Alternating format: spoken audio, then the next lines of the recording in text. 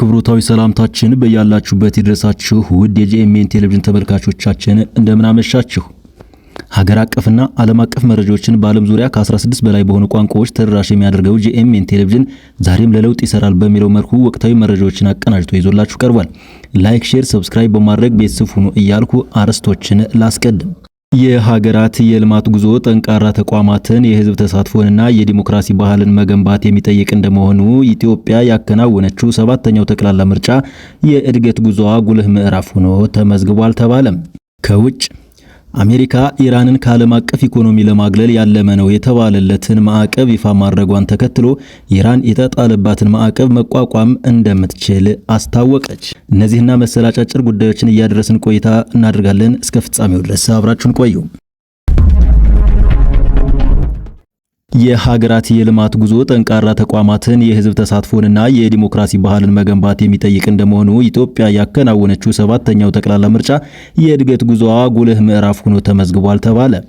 ኢትዮጵያ ለአፍሪካ የነጻነት ተምሳሌት ብትሆንም በአንጻሩ ዲሞክራሲያዊ ምርጫ በማካሄድና በሰላማዊ የስልጣን ሽግግር ረገድ ለበርካታ ዓመታት ረጅም ጉዞ የሚቀራት ሀገር ሆና ቆይታለች። ዘንድሮ የተካሄደው ሰባተኛው ጠቅላላ ሀገራዊ ምርጫ ግን ይህን መንገድ የቀየረ እንዲሁም ኢትዮጵያውያን ለዲሞክራሲያዊት ሀገር ግንባታ ያላቸውን መሻት ያሳዩበት ሆኖ አልፏል ተብሏል። ዜጎች ህገ መንግስታዊ ዲሞክራሲያዊ መብታቸውን ተጠቅመው ብርድና ጨለማው ሳይበግራቸው ድካም ሳይረታቸው ይበጃናል ላሉት ቀድመው በማውጣት ድምጽ በመስጠት ስልጡንነታቸውን አሳይተዋል። የምርጫው ሂደት በተለይም በመራጮችና እጩዎች ምዝገባ ሂደት በዲጂታል ስርዓት የታገዘ ከመሆኑ ባሻገር ደህንነቱ በተጠበቀ መንገድ እየተከናወነ እንደነበር በዚህ ለዲጂታል ኢትዮጵያ አዲስ ታሪክ ካስመዘገቡ ሁነቶች አንዱ ሆኖ አልፏል። ምርጫው በስኬት የተጠናቀቀው ምርጫውን ዋጋ ለማሳጣትና ህዝቡን ድምጹን እንዳይሰጥ አሳሳች መልእክቶችን ከማሰራጨት ባለፈ የድምጽ አሰጣጥ ሂደቱን ለማወክ በተደረጉ የጥፋት ሙከራዎች ውስጥ አልፎ መሆኑ የህዝቡን ጽናት ያጎላዋል። የሚበጀውን በውል የተረዳው የኢትዮጵያ ህዝብ ግን አላስፈላጊ ድምጾችን ወደ ጎን በማለት በነቂስ ወጥቶ ድምጽ ሰጥቷል። ዜጎች ዛሬ ላይ የሚወስኑ ውሳኔዎች ለነገው ትውልድ መሰረት መሆናቸውን በማመን በእጃቸው የያዙት ካርድ ለትውልድ የምትሻገር ሀገር ይገነባል ያሉትን መርጠዋል። ውጤቱንም አክብረው ተቀብለዋል።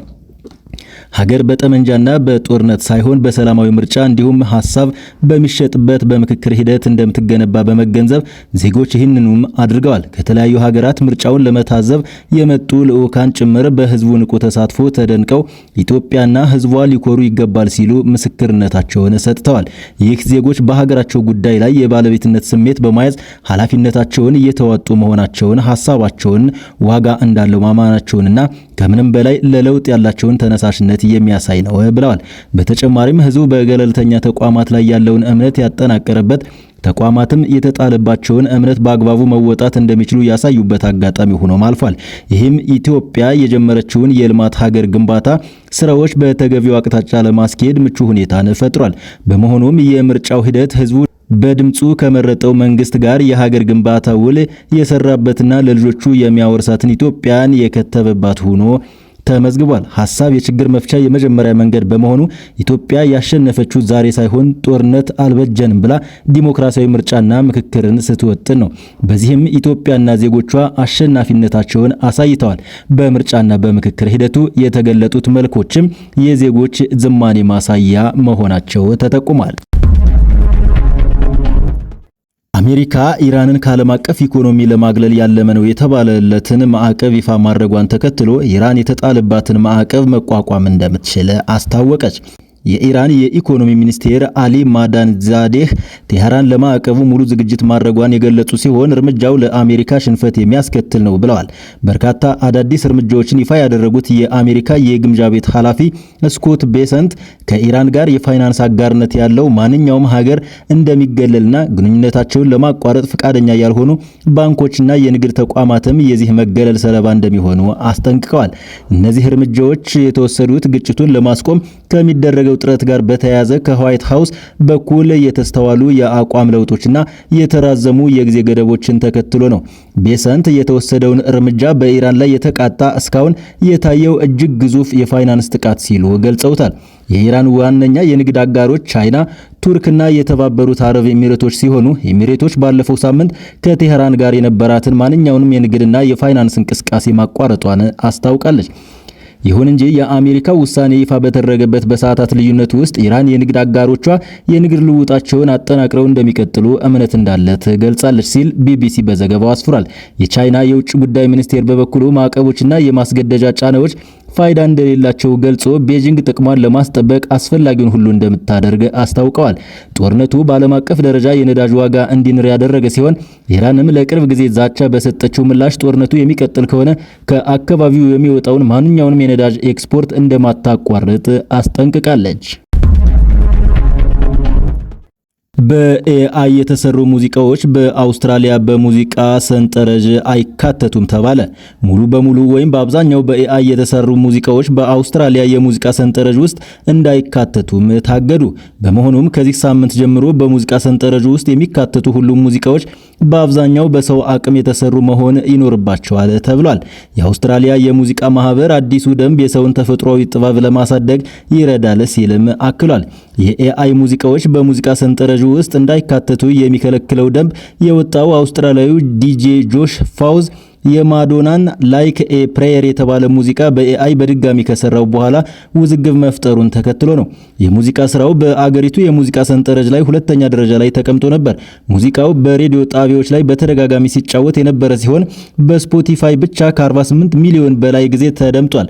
ፈውዝ ከውዝግቡ በኋላ ለኤአይ ክሬዲት ሰጥቷል። የሙዚቃ ማህበሩ ግን አውስትራሊያውያን ሙዚቀኞች ትኩረት ለማግኘት በታሪክ በጣም በተጨናነቀው ገበያ ውድድር ላይ ናቸው በማለት የሰው ጥበብ ያልታየባቸው በኤአይ የተፈበረኩ ሙዚቃዎችን ስኬት ማስተዋወቅም ሆነ በውጤታቸው መደሰት እንደማይፈልግ ገልጿል።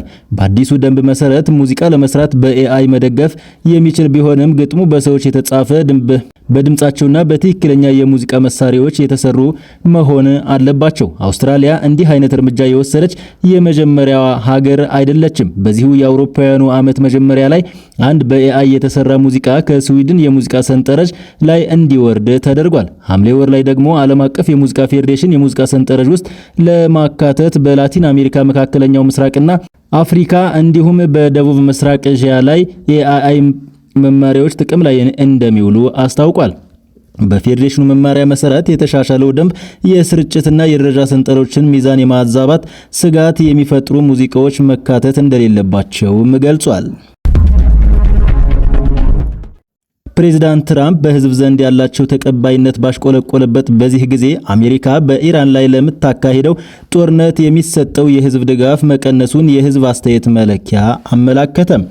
ባለፈው የካቲት ወር የጀመረው የኢራን ጦርነት የነበረው የህዝብ ድጋፍ መቀነሱን ያመላከተው የህዝብ አስተያየት መለኪያ ውጤቱ እንደሚያሳየው የፕሬዝዳንት ትራምፕ ፓርቲ ሪፐብሊካን አባላትም ለጦርነቱ የሚሰጡት ድጋፍ ቀዝቅዟል። መጋቢት ላይ አሜሪካ በኢራን ላይ የወሰደችው ላለችው ወታደራዊ እርምጃ ድጋፍ የሚሰጡ አሜሪካውያን ብዛት 37 በመቶ ነበር። ይህ ድጋፍ መጠን በነሐሴ መጀመሪያ ወደ 34 በመቶ የወረደ ሲሆን አሁን ደግሞ በድጋሚ ቀንሶ 31 በመቶ መድረሱን መረጃው አመላክቷል። በተጨማሪም በመጋቢት መጀመሪያ 77 በመቶ የነበረው ለጦርነቱ አዎንታዊ ምልክት ያላቸው የሪፐብሊካኑ ፓርቲ ደጋፊዎች ብዛት ወደ 69 በመቶ ወርዷል። ለወራት የዘለቀው የኢራን ጦርነት ፕሬዝዳንት ትራምፕ በህዝብ ዘንድ ያላቸው ድጋፍ ላይ ተጽዕኖ በማሳደር ተቀባይነታቸውን እየሸረሸረው መሆኑን የህዝብ አስተያየት መለኪያ አሳይቷል። ለሁለተኛ ተከታታይ ጊዜ በሮይተርስ IPSOS በተሰበሰበው የህዝብ አስተያየት የተሳተፉ 33 በመቶ ምላሾች ትራምፕ በፕሬዝዳንትነት እያከናወኑት ያለውን ተግባር ደግፈዋል። ይህም በፕሬዝዳንቱ ሁለተኛው ዙር የስልጣን ዘመን የተመዘገበ እጅግ ዝቅተኛ ተቀባይነት ምጣኔ ሆኖ ተመዝግቧል። ክቡራትና ክቡራን የጂኤምኤን ቴሌቪዥን ተመልካቾቻችን ለዕለተ ማክሰኞ ለምሽት የያዝናቸው ዜናዎች እስካሁኖቹ ይመስሉ ነበር። በቀጣይ መረጃ በሌላ ቪዲዮ ተመልሰን እስከምንገናኝ ድረስ በያላችሁበት ሰላም ሁኑ።